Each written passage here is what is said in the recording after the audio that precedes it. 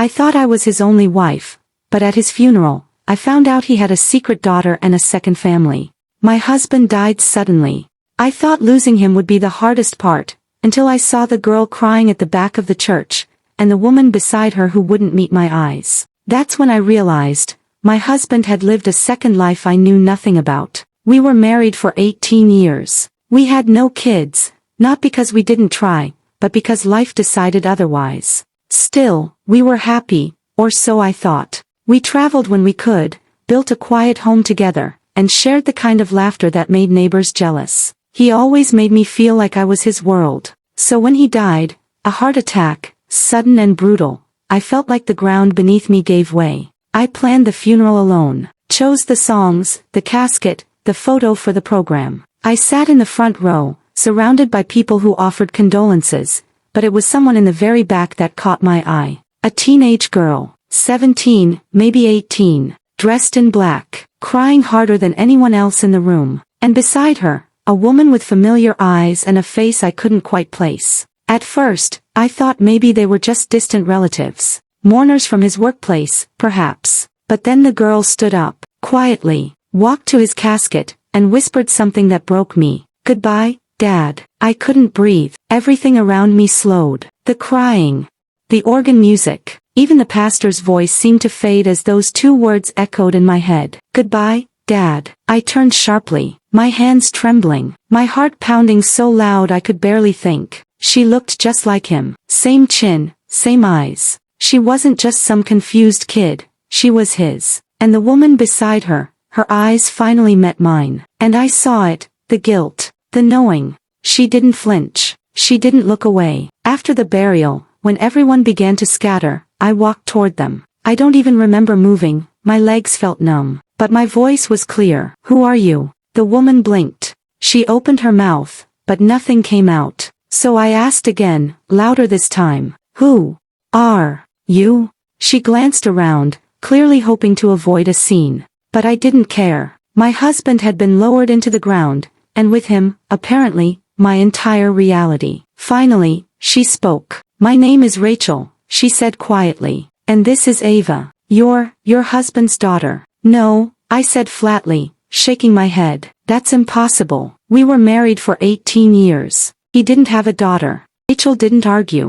She simply reached into her bag and pulled out a photo, old and faded. Her version of my husband, arms around her waist. Smiling. Holding a toddler. "I met him before you did," she whispered. "We were young. He left when Ava was a baby. Said he had to get his life together. He never told me he got married. But he kept coming back. Every year. On her birthday. My knees buckled.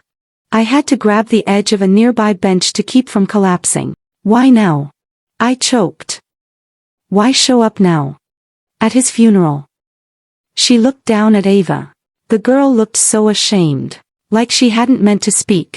Hadn't meant to say, "Dad," out loud. "He told her he'd never leave again," Rachel said. "He promised this time, he was staying. They talked every day." I was shaking so badly my teeth clattered. My husband had told me he was mentoring a student. That he'd grown close to her and wanted to help. I even baked the girl cookies once, not knowing I was feeding my husband's secret daughter. I felt sick. I turned to leave. I wanted to scream. Cry. Hit something. But then Rachel said the words that stopped me cold. "Check the will." I froze. "What?" "He updated it 2 months ago," she said. "He said he wanted to make things right." I didn't wait. I left them standing there, and drove straight to his lawyer's office. I didn't even call. I stormed in with swollen eyes and demanded answers. And the lawyer, he didn't look surprised. He already had the file ready. Like he'd been waiting for this day. He slid the documents across the desk. And there it was. 50% of his estate, to Ava. 25% to Rachel. And the rest, to me. My name was last. Like an afterthought. Like I was the secret. My hands trembled as I stared at the document. The words blurred behind the hot sting in my eyes. I wasn't crying. Not yet. I was too shocked, too stunned to feel anything except the weight of betrayal sitting in my chest like stone. I wasn't his beginning. I wasn't his end. I was just the middle, the woman who kept the house warm while he lived two lives. "Are you all right?" the lawyer asked carefully. I didn't respond. I stood up slowly, my voice tight. "I need a copy of this." He nodded and handed it over. I left his office and sat in my car, clutching the paper like it would dissolve if I let go. I wanted to scream, but the rage was buried too deep beneath the heartbreak. For 18 years, I stood beside him. I cooked, I cleaned, I wiped his sweat when he was sick, and held his hand when he failed. I gave up dreams to support his. I stayed when things got hard. And now I was finding out I shared him, with a woman I never met, and a daughter he never told me about, while he smiled in my face like our life was whole. I didn't go home. I drove around for hours, the will on the passenger seat like a ghost. When I finally returned, his family was already gathered in my living room, his brother, his sister, and their kids, picking through his things like vultures. Laughing, drinking, asking who'd get his watch, his record collection, his car. I stood in the doorway, silent, watching them. Then his sister turned. "You're back. Good. We were just talking about splitting his stuff." "Were you?" I said, quietly. She smirked. "I mean, it's not like you'll need all of it. We know he left you the house, but..." "He didn't," I cut her off. They all paused. "What?" I walked into the room, slow and deliberate. "He didn't leave me the house. Or the car. Or the stocks. He left most of it to his other daughter." The room went still. His brother blinked. "Other what?" I pulled the will from my bag and laid it on the table like a weapon. "Turns out," I said, "he had a whole second life. A daughter none of you knew about. A woman he stayed in touch with. While I was here playing the loyal wife, he was planning a legacy for a family he hid." His sister's face went pale. "You're lying." "Read it," I snapped. They rushed toward the paper like moths to flame. I didn't care anymore. Let them choke on the truth. Then I turned, walked down the hall, and locked the door. But as I sat on the bed, I felt something strange, a cold draft from the floor. The corner of the rug near the dresser was curled up. Odd. I knelt down, pulled it aside, and that's when I saw it. A loose floorboard. I pried it up. Inside, a black notebook. His handwriting. His journal. And on the first page, my name. Not hers. Mine. But the words underneath weren't loving. They weren't romantic. They were confessions. And the first line read, "If she ever finds out about Ava, tell Rachel to destroy this." My heart dropped. Because whatever secrets were in this book, he never meant for me to read them.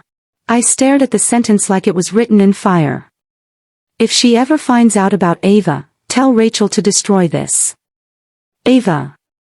That must be her, the daughter, the girl mentioned in the will. The one he kept hidden like a secret he never meant to share. And Rachel. I knew that name. She was his co-worker from years ago, the one who used to call late at night when we were first married, always with some work emergency. I had felt it in my gut back then. That something wasn't right. But he swore it was nothing. He made me feel insecure for even asking. I opened to the next page. I never planned for it to happen. Rachel was a mistake. One I repeated. Ava was born, and I wanted to do the right thing, but I couldn't lose my wife. So I stayed. I compartmentalized. I gave Rachel what I could, and I gave my wife the rest of me. The rest of him. He made it sound noble. As if splitting himself between two families was an act of sacrifice. I flipped further, page after page of lies wrapped in apologies. He talked about how Rachel knew everything. How she agreed to keep Ava a secret so long as he supported her. He even wrote about faking a work trip just to be there when Ava had her appendix removed, how he came home pretending to be jet-lagged, while I made him soup and rubbed his back. Then I saw my name again. She's starting to suspect. The way she looks at me sometimes, it's like she knows. But she doesn't ask anymore. Maybe she's tired. Or maybe she's afraid of the answer. My breath hitched. He was right. I had stopped asking. Because I was afraid. Because I loved him more than I trusted myself. Because every time I thought of leaving, I remembered the good days, the laughter, the birthdays, the Sunday mornings in bed. But those memories, they were only half the truth. Suddenly, I wasn't sure who I had shared my life with. Had he ever truly loved me? Or was I just the safe option? The one who didn't make demands. I was halfway through the journal when I heard the knock. 3 slow, deliberate taps. I opened the door. And there she stood. Ava. She looked like him. Same sharp eyes. Same stubborn jaw. But her eyes weren't warm. They were calculating. Hi, she said. I'm Ava. I think we need to talk. I stepped aside silently, heart pounding as Ava walked in like she had every right to be there. She glanced around the living room, the photos on the wall, the neat couch cushions, the folded blanket he used every night, like she was measuring a life she'd never been allowed to touch. She didn't sit. I know who you are, I said finally, my voice hoarse. You were at the funeral. She nodded slowly. Yes. And I know who you are too. You're the woman my father gave everything to. Her words stung. The woman he gave everything to. As if I was some thief. As if the life we built, the years I spent holding on, forgiving, waiting, were stolen from her. I motioned to the couch. She sat. What do you want, Ava? I asked. She didn't flinch. Answers. Closure. Maybe even a piece of what I was denied. I tilted my head. You want money? No, she said sharply. I want the truth. All of it. My fingers tightened around the journal still clutched in my hand. I hadn't planned to tell her, not yet. Not while the wound was so fresh. But her eyes burned with the same fire he used to have when he felt cornered, like she wouldn't leave until she unearthed every buried secret. So I handed her the journal.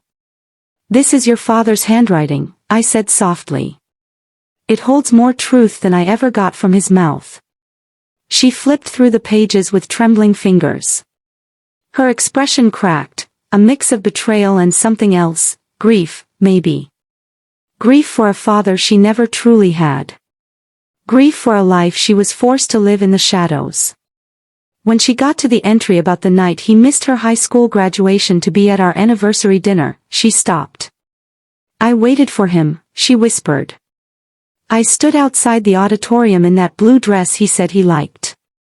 I kept telling myself maybe he was just late. That he'd come running in at the last minute like in those movies. But he never came. Her voice broke. He never came. I swallowed hard. My throat was tight. I swallowed hard. My throat was tight. I remembered that night. He had smiled across the candlelit table, fingers wrapped around a wine glass, and toasted to forever. Said he was grateful I made him a better man. Never once mentioned what, or who, he missed to be there. Ava's hand gripped the journal tighter. I used to think he didn't come because he was ashamed of me, she said, voice shaking. That may be. I was the mistake he kept trying to bury. I stepped forward, but she flinched. Don't. I didn't know, I said softly.